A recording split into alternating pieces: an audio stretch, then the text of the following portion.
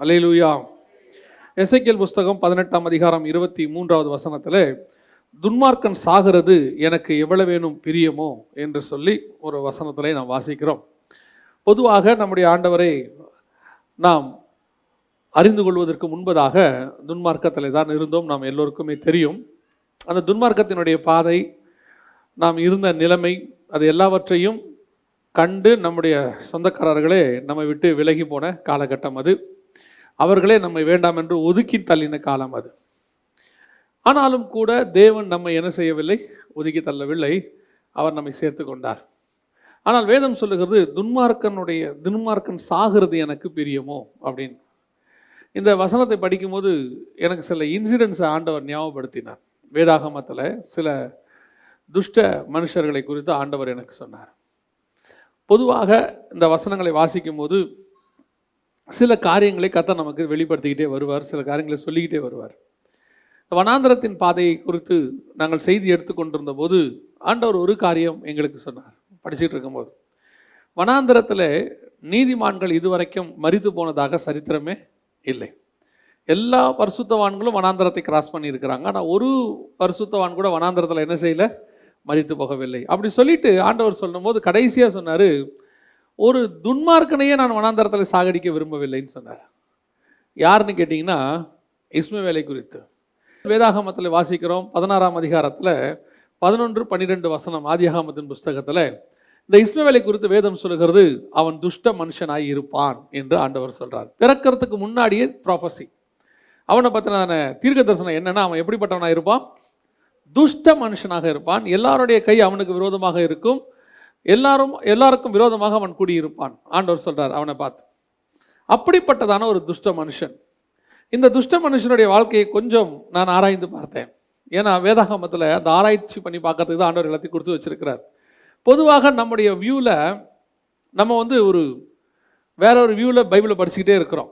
எப்படின்னு சொன்னால், நமக்கு முன்னாடி சொல்லி கொடுத்தவங்க எல்லாருமே இஸ்மவேல் என்பவன் ஒரு மோசமானவன் உண்மைதான், அதில் எந்த மாற்று கருத்தும் இல்லை. நான் இப்போ இஸ்மவேல் நல்லவன் ப்ரூவ் பண்ணுறதுக்கு இங்கே வரல.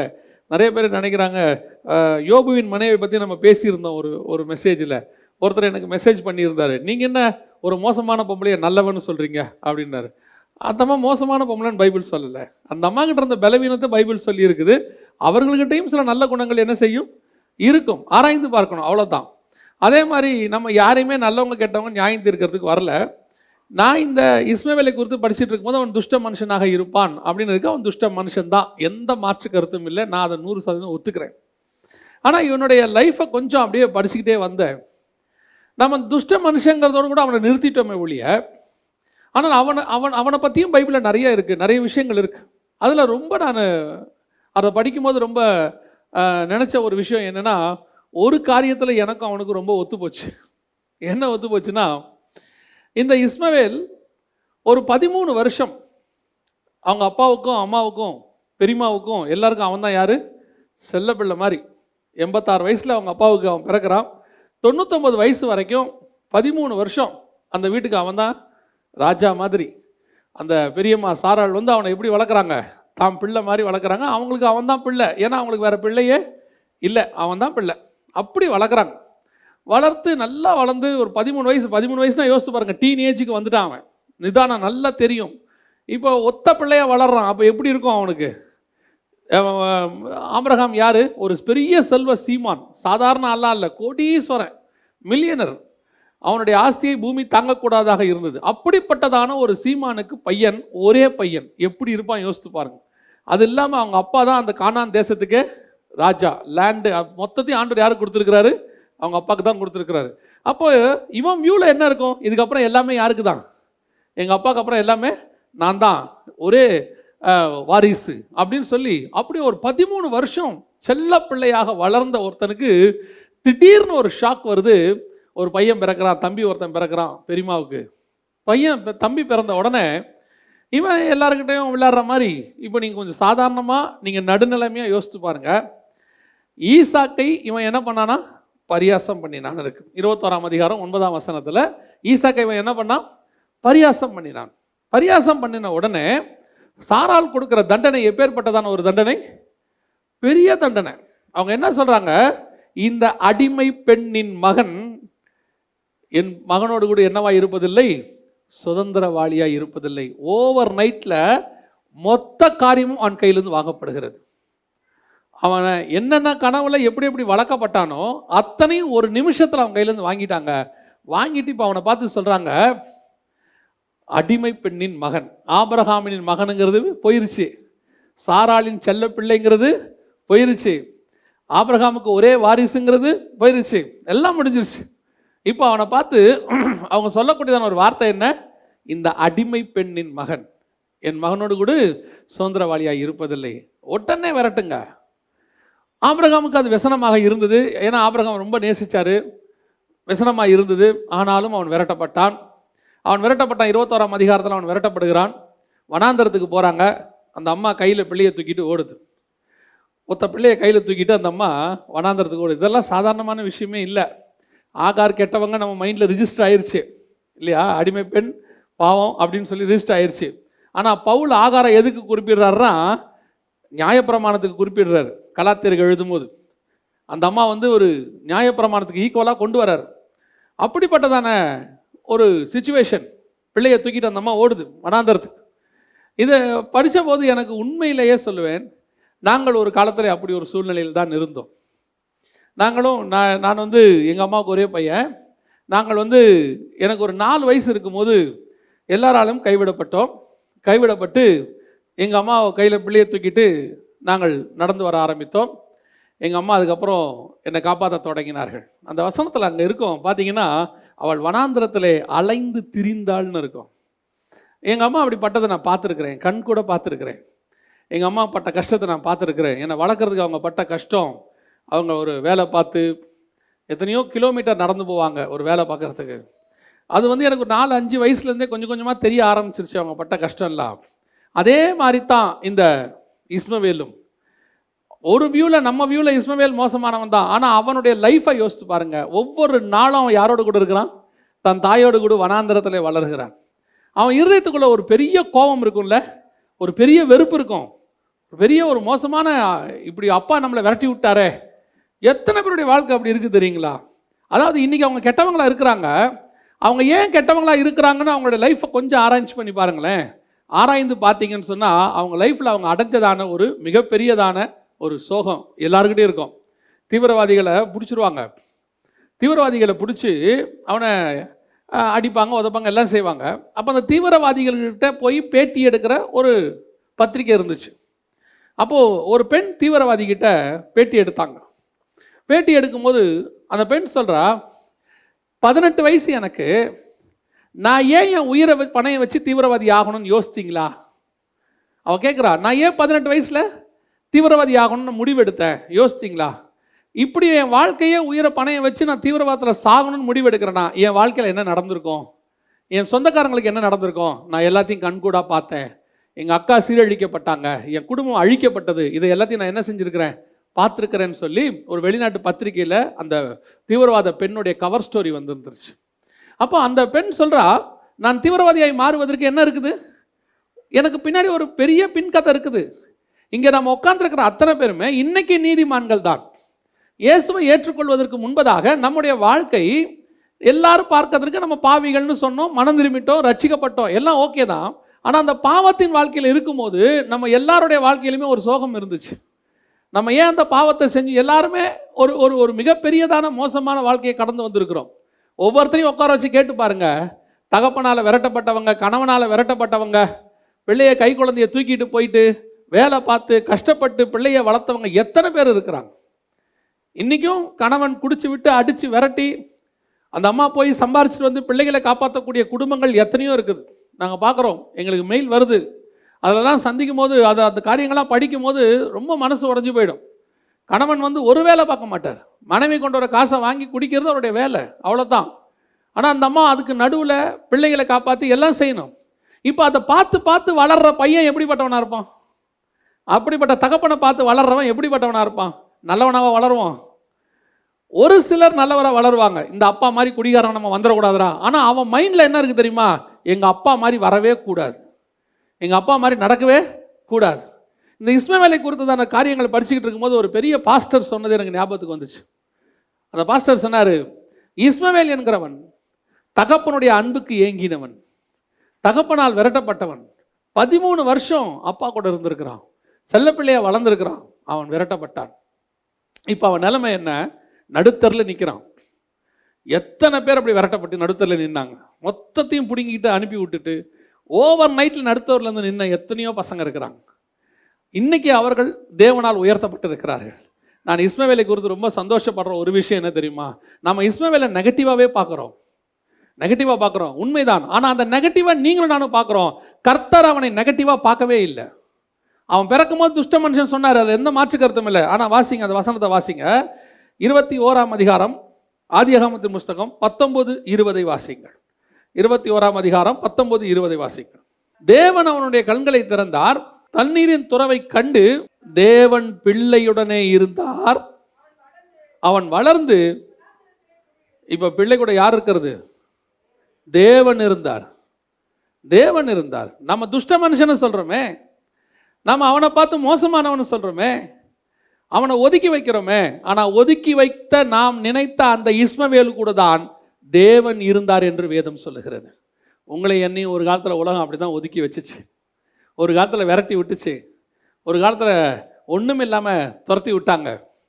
உலகம் இன்னும் சொல்லப்பட நம்மளை துன்மார்க்கன்னு சொல்லுச்சு, எங்களையெல்லாம் சேர்த்துக்கொள்ளவே மாட்டேன்னு சொல்லிட்டாங்க. நான் ஆண்டவராக இயேசு கிறிஸ்துவை ஏற்றுக்கொள்கிற வரைக்கும் நான் நல்லவன் கிடையாது, அதுவும் நான் சொல்லுவேன். நான் துஷ்ட மனுஷன்தான். இயேசு கிறிஸ்துவை ஏற்றுக்கொள்கிற வரைக்கும் நான் எனக்குள்ள நிறைய பாவங்கள் இருந்தது. எங்கள் குடும்பத்தில் என்னை ஏற்றுக்கொள்ள மாட்டேன்னு தான் சொன்னாங்க. ஒரு பெரிய ஃபங்க்ஷன் நடக்கும்போது எங்கள் மாமா வந்து எங்கள் அம்மா கிட்ட சொன்னது எனக்கு நல்ல ஞாபகத்தில் இருக்குது. இவ்வளோ ஒரு மோசமான பிள்ளையை பெற்று வச்சிருக்கிற, இதை கூட்டிகிட்டு நீ ஏன் வரான்னு கேட்டேன். எங்கள் அம்மா என்கிட்ட சொல்லி அழுது எனக்கு ஞாபகம் இருக்குது. நான் இன்னைக்கு சொல்லுவேன், நான் துஷ்ட மனுஷனாக இருந்தவன் ஒரு மனுஷன் தான். நான் பிறக்கும் போதே நல்லவன், பரிசுத்தவன், நீதிமான்லாம் கிடையாது. ஆனால் ஒன்று மட்டும் நான் கண்டிப்பாக சொல்லுவேன், இந்த துஷ்ட மனுஷனோடு கூட என் தேவனாகிய கர்த்தர் அன்னைக்கு இல்லாமல் போயிருந்தால் நான் இந்நேரம் மடிந்து மண்ணாகி போயிருப்பேன். துன்மார்க்கன் சாகிறது அவருக்கு ஒரு நாளும் பிரியம் கிடையாது. நான் துன்மார்க்கத்தில் இருக்கும்போது நான் செத்து போயிருப்பேன். ஆனால் நான் இன்னைக்கு இந்த இடத்துல நின்று பிரசங்கம் பண்ணியிருக்கவே முடியாது. நாம் அத்தனை பேருமே ஒரு காலத்தில் துன்மார்க்கராக தான் இருந்தோம். அந்த துன்மார்க்கத்தில் நம் சொந்தக்காரர்கள் கூட இருக்காமல் போனார்கள். ஏன், நம்ம கூட இருந்த தாய் தகப்பன் கூட விரட்டி விட்டார்கள். கணவன் விரட்டி இருப்பான், மனைவி விரட்டி விட்டுருப்பாங்க. நம்ம வீட்டில் நடக்கிறத பார்த்து பிள்ளைய நீ வீட்டுக்கு தேவையில்லைன்னு சொல்லி விரட்டி விட்டுருப்பாங்க. ஆனால் ஒன்று மட்டும் நான் சொல்லுவேன், நாம் இன்னைக்கு ஜீவனோடு கூட இருக்கிறோன்னா அந்த தேவனாகிய கர்த்தர் அன்னைக்கு நாம் சாகக்கூடாது என்று கூட நின்னதுனால தான் இன்னைக்கு நம்ம ஜீவனோடு கூட இருக்கிறோம். அதான் வேதம் சொல்லுது, துன்மார்க்கனுடைய மரணத்தில் அவர் ஒரு நாளும் பிரியப்படுகிறது இல்லை. எப்படியாவது காப்பாற்றணும்னு நினைக்கிறார். யோசித்து பாருங்க, சாரால் விரட்டி விட்டாங்க, ஆபிரகாம் துக்கத்தோடு தான் விரட்டி விட்டாரு. இப்போ அவன் வந்துட்டான், ஒரு துருத்தி தண்ணி தான், தீர்ந்து போச்சு, வாழ்க்கை முடிஞ்சிச்சு, ஃபினிஷ் ஓவர். என் நண்பனுடைய ஒரு காரியத்தை நான் அறிவேன். திடீரென்று அவனுடைய தகப்பனார் ஆக்சிடெண்ட்டில் நோய் படுத்து விட்டார், படுத்த படுக்கை ஆகிட்டார். அவன் தான் படிச்சுக்கிட்டு இருந்தான், 17 வயசு, அப்போ 18 வயசு. என்ன செய்யறதுன்னு தெரியாது. திடீரென்று அந்த குடும்பம் ஸ்தம்பித்தது. திடீரென்று அந்த அந்த விபத்து படுக்கையிலேயே அவனுடைய தகப்பனார் மரணம் அடைந்தார். அப்பொழுது கடைசி காரியங்கள் நடக்கிறது, ஈமச்சடங்கெல்லாம் நடக்குது. அவன் தேவனை ஏற்றுக்கொண்ட ஒரு மனுஷன், அவன் நீதிமான். அப்பொழுது போகும்போது அவனுடைய சொந்தக்காரர்கள் சொன்னது எனக்கு ஞாபகத்தில் இருக்கிறது. ஒரு உறவினர் விதமாய் சொன்னார், இந்த இயேசுவெல்லாம் ஏற்றுக்கிட்ட, நாளைக்கு நடுத்தரில் நின்று எங்கள் வீட்டு வாசலில் வந்து நின்றுறாதுன்னு சொன்னார். ஆகார் வனாந்திரத்தில் அலைந்து திரிந்தாள். அதே மாதிரி தான் நம்முடைய எத்தனையோ காலகட்டங்களை நாம் அலைந்து திரிஞ்சிருக்கிறோம், வனாந்தரத்தில் ஓடி இருக்கிறோம், செத்து போகிற நிலைமைக்கு போயிருக்கிறோம். இனி நான் என்ன ஆவேன், இனி என் லைஃப் அவ்வளோதானா, எனக்கு எதிர்காலமே கிடையாதா அப்படின்னு யோசித்து கடைசி சொட்டு தண்ணி. அதில் ரொம்ப படிக்கும் போது ஒரு விஷயம் என்ன ரொம்ப இருந்துச்சுன்னா, ஒரு மரத்தடியில் அவனை போட்டுட்டு, செடிக்கு கீழே அவனை போட்டுட்டு பெயர்சபா வனாந்தரத்தில் அந்த ஆகார் ஓடுறாங்க. வில்லெறியும் தூரத்தில் போய் உட்காந்துக்கிட்டு, அம்பெரியும் தூரத்தில் போய் உட்காந்துட்டு அந்த அம்மா அழுகுறாங்க. ஆனால் வசனம் சொல்லுது, கர்த்தர் ஆகாரின் சத்தத்தை கேட்கல, கர்த்தர் யார் சத்தத்தை கேட்டார்? பிள்ளையின் சத்தம். இப்போ இந்த பிள்ளை என்ன சத்தம் போட்டிருக்கோம் நீங்கள் நினைக்கிறீங்க? கடைசி சொட்டு தண்ணிக்கு அந்த பிள்ளை என்ன கண்டு சாகிற நிலைமையில் இருக்கு. அப்படியே சாக போகிற நிலைமை. அந்த பிள்ளையால் கண்டிப்பாக என்ன செய்ய முடியாது, சத்தம் போட்டுலாம் அழ முடியாது. சாகிறதுக்கு முன்னாடி எப்படி செய்வாங்கன்னா முனகுவாங்க. அந்த மரணத்தினுடைய மூச்சு வந்து என்ன செய்வாங்க, முனகுவாங்க. அந்த முனகல் சத்தத்தை கர்த்தர் கேட்டார். நம்ம எத்தனையோ நாள் படுக்கையில் உட்காந்துக்கிட்டு யாருக்கும் தெரியாமல் தலகணையில் முகத்தை புதைச்சிக்கிட்டு ஒரு சின்ன சவுண்டு போட்டு அழுதுருப்போம் பாருங்களேன். அந்த சத்தத்தை பரலோகம் கேட்டுக்கொண்டே தான் இருக்கும். அந்த சத்தத்தை பரலோகம் கேட்டுக்கிட்டே தான் இருக்கும்.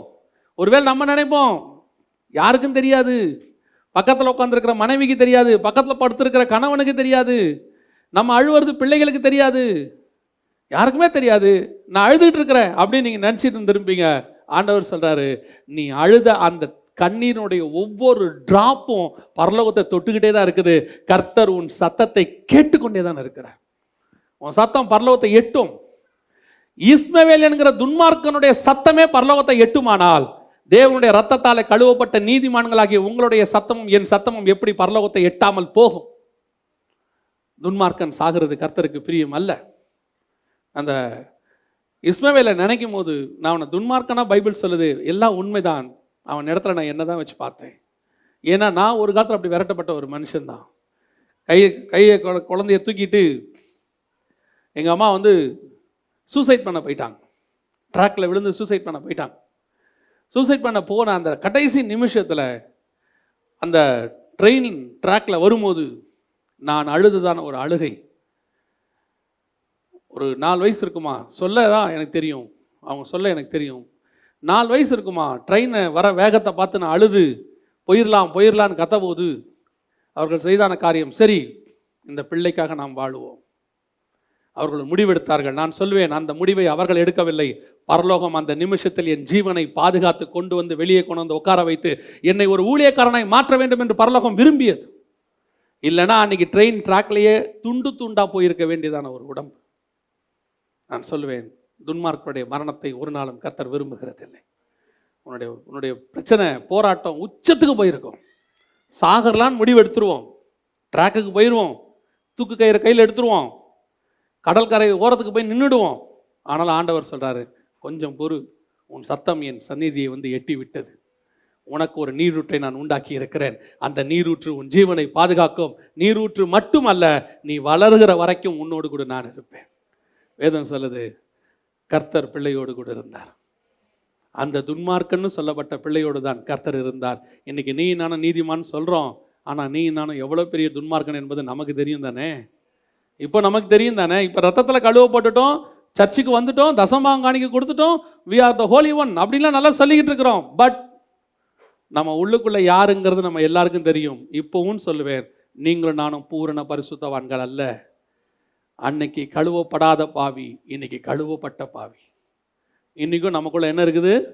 பாவங்கள் இருக்குது, துர்க்குணங்கள் இருக்குது, கர்த்தருக்கு பிரியமில்லாத அருவருப்புகள் இருக்குது, கர்த்தர் விரும்பத்தகாத காரியங்கள் இருக்குது. ஆனாலும் கூட அந்த தேவன் உன்னோடும் என்னோடு கூட இருக்கிறார். இருக்கிறதுனால தான் இன்னைக்கு உன்னையும் என்னையும் கர்த்தர் ஜீவனோடு கூட வச்சிருக்கிறார்.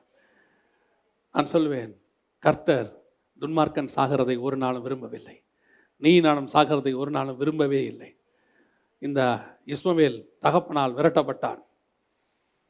அவன் இருந்த நிலை ஒரே நாளில் ஓவர் நைட்டில் மாறிடுச்சு. எப்படி இருந்தான் பாருங்க, க்ரௌன் கிங் மாதிரி, பிரின்ஸ் மாதிரி இருந்திருப்பான், வீட்டில் இளவரசன் மாதிரி இருந்தான். இன்னைக்கு எப்படி ஆயிட்டான்? பரதேசி மாதிரி ஆயிட்டான். பஞ்ச பரதேசி அப்படின்னு சொல்லுவாங்க, அந்த மாதிரி ஆயிட்டான். வனாந்தரத்தில் அலைஞ்சு திரிஞ்சு அவனுடைய வாழ்க்கை நாசமாய் போய்விட்டது. அவனுக்கு ஒரு நீரூற்று கிடைச்சிச்சு, உங்களுக்கு எனக்கு ஒரு நீரூற்றை கர்த்தர் உண்டாக்கி வச்சிருக்கிறார். அந்த பரிசுத்த ஆவியாகிய நீரூற்று ஒரு நாளும் உங்களை என்னையும் கைவிடாது, சாக விடவே விடாது. விசுவாசத்தோடு அறிக்கை பண்ணுங்க, நான் நீதிமான் அல்லதான், இயேசுவின் ரத்தத்தினால கழுவப்பட்டேன், ஆனாலும் எனக்குள்ள பாவம் இருக்கு, ஆனாலும் கர்த்தர் என்னை சாக விடமாட்டார், கர்த்தர் என் ஜீவனை பாதுகாப்பார், கர்த்தர் என்னை உயர்த்தி அவர் என்னோடு கூட இருந்து உயர்த்துவார். அல்லேலூயா. இது கர்த்தர் நம்ம கொடுக்கறதான வாக்கு தத்தம். இதை படிக்கும் போது எனக்கு இன்னொரு ஆள் ஞாபகத்துக்கு வந்தார், இன்னொரு துஷ்ட மனுஷன். இந்த துஷ்ட மனுஷங்களுக்கு பின்னாடிலாம் கர்த்தர் எவ்வளவு அன்பா இருந்திருக்கிறாரு. நாம தான் இன்னைக்கு ஒருத்தன் தப்பு செஞ்சிட்டானா உடனே அவனை என்ன செஞ்சிடறோம்? இமிடியேட்டாக கண்டம் பண்ணி க்ளோஸ் பண்ணி அவன் எழுந்திருக்க கூடாதுன்னு முடிவு பண்ணிடுறான். ஒரு பெரிய வர்ஷிப் லீடர், அவருடைய பாடல்கள்லாம் வந்து தேவன் பக்கம் திருப்பாம உலகத்தின் பக்கம் திருப்பக்கூடியதாக இருந்தது. அந்த வர்ஷிப் லீடரை எல்லாரும் கண்டம் பண்ணாங்க, நான் உட்பட. ஆனால் நாங்கள் சொன்னது அந்த ஊழியத்தினுடைய அந்த முறை தப்பு என்று சொல்லி கொண்டிருக்கும் போதே எனக்குள்ளே ஆவியானவர் சொன்னார், அவனுக்காக ஜெபம் பண்ணு, அவனும் என் ரத்தத்தால் கழுவப்பட்டவன், அவனும் என் பக்கம் திரும்பணும், அவனும் அந்த துன்மார்க்கத்தை விட்டு வெளியே வரணும். அதே காரியத்தை அவன் சரியான முறையில் எனக்கென்று செய்வானானால் இன்னும் என் நாமம் மகிமைப்படும். அப்போதான் நினைச்சேன், யாரையும் வெறுப்பதற்காக கர்த்தர் நம்மை ரட்சிக்கவில்லை, எல்லாரையும் நேசிப்பதற்காக கர்த்தர் நம்மை ரட்சித்திருக்கிறார். ஒரு துன்மார்க்கனை கர்த்தர் நேசிப்பானால் நீங்களும் நானும் ஏன் நேசிக்கக்கூடாது? நம்ம வெளியே இருக்கிற துன்மார்க்கரை நேசிச்சிருவோம், அதான் ரொம்ப முக்கியம். சபையில் இருக்கிற நாமெல்லாம் ஒரு பாவி இருக்கிறாருன்னா அவரை நேசிப்போம். ஐயோ பாவம், தேவனை அறியாத மனுஷன், அவர் குடிகாரனாக இருந்தால் அவர் எப்படியாவது ரட்சிக்கப்படணும், ஒரு பாவத்தில் இருந்தால் அவன் எப்படியாவது ஆண்டவர் ஏற்றுக்கொள்ளணும், இப்படி நம்ம என்ன செய்கிறோம்? அவருக்காக நம்ம ரொம்ப பரிதவிக்கிறோம், ஜெபம் பண்ணுறோம், எல்லாம் பண்ணுறோம். என்னைக்காவது இயேசுவை ஏற்றுக்கொண்டு பின்வாங்கி விழுந்து போனவனுக்கு அதே பாரத்தோட ஜெபம் பண்ணியிருக்கிறோமா? இவனும் ஒரு வகையில் துன்மார்க்கராய் மாறிக்கொண்டிருக்கிறான். இவனையும் நேசிக்க வேண்டியது நம்முடைய கடமை.